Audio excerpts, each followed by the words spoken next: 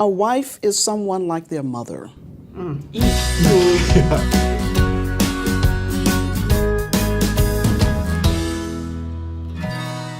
So lots of couples are living together, cohabitating, before they decide to get married. So let's talk about the expectation on a marriage. If a couple essentially lives together as a couple, as a married couple, before actually becoming a married couple.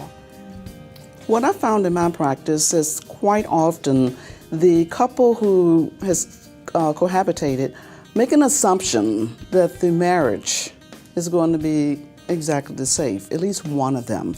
Then the other person, once they say, I do, then they start thinking in terms of marriage similar to what they experience looking at their parents. And all of a sudden, the person who assumed, oh, we got this right while we were cohabitating, they are thrown off. It's like, what do you mean that the woman's place is at home on Friday night instead of going out to the club like we did before as a couple? Or what does it mean that the wife's responsibility is to cook and to clean and take care of the children?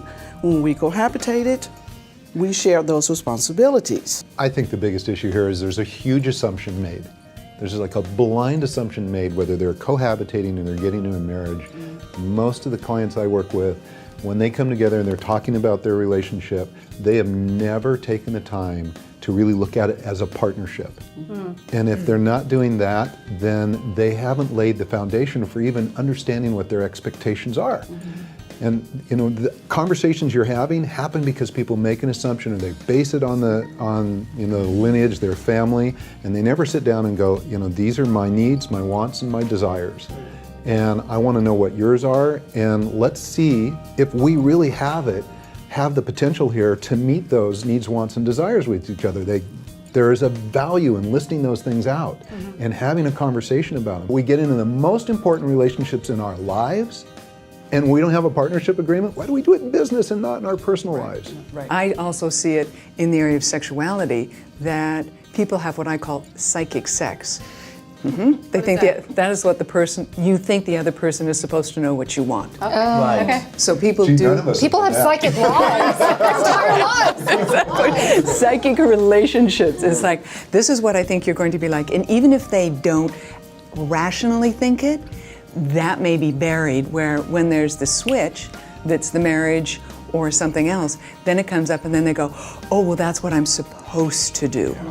And I'm finding couples that are living together really waking up to these role expectations that you all are talking about and saying, we don't know anymore. We don't want a traditional marriage. We want a partnership. It's what we have now.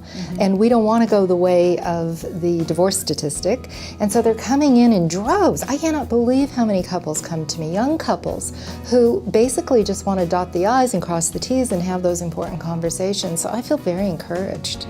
So the question I don't understand is that if you've lived together for 4 or 5 years, a lot of the chemical reaction that's going on in your brain has sort of started to dissipate, right? So now you really kind of know somebody and you're in that relationship with them. So why do these things change? Like, why does the woman who, didn't want to be the little woman all of a sudden get a ring on her finger and now she wants to be the little woman, right? Or roles of the same nature for a guy. Like, why does it change when all of a sudden there's going to be a paper signed and a name change? Well, that's where the expectations come from, because you have, and I've heard especially men say more often than women, their expectation of a girlfriend is totally different than the expectation of a wife. A wife is someone like their mother, who cooks and cleans and take care of them and have the children and just make life wonderful and perfect. The girlfriend is the fun person. And so when they say I do, I take you as my wife, switch. So what's happening there is they're not really marrying that person. They're marrying their perception. They're marrying they're believing the belief system that's not theirs, right? And I think that's where many relationships just go wrong from the very beginning, because they don't really see the person they're in a relationship with. That's very true. They just don't. But even if they don't have particular role expectations, and so they're living together and they're going to get married on June 4th. On June 3rd, they are who they are. On June 5th, they are who they are. Even if they don't make any shift in their own thinking, society, culture, family, friends, they have expectations of how this couple is supposed to act different. So this issue of cohabitation isn't going away, whether it's for economic reasons or it's because, it's just what we want to do and we're more comfortable there. Sounds like for couples to have more success cohabitating and moving into marriage, we need to help them get a sense of what their expectations are, teach them how to talk about it, so they have a dialogue between the two of them, get some help if we need it from a professional, and couples have a chance.